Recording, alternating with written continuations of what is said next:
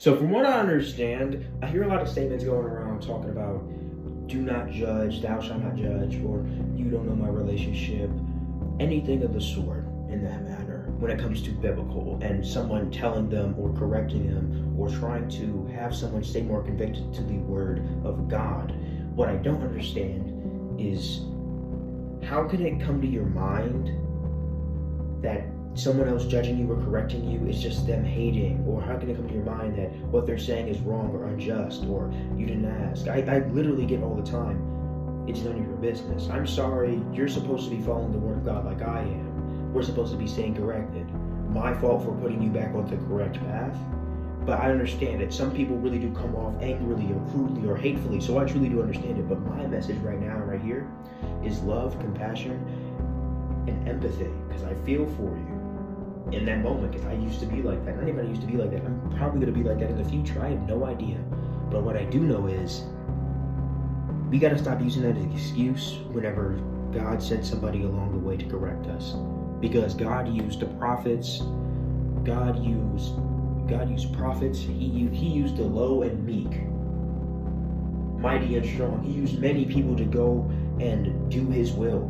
So why is it so hard for us to understand that what if God, someone who's correcting us, and we feel bad they're correcting us, and you feel like they're judging you, like condemning you, judging you, right? Why do we feel hurt when that hurts? Like, I get it, like truth hurts, but why do we feel so dejected, especially when it comes to God? So discouraged, so despairing, so like attacked when it comes to God. There's probably some like Schrodinger's thing for that, but entirely it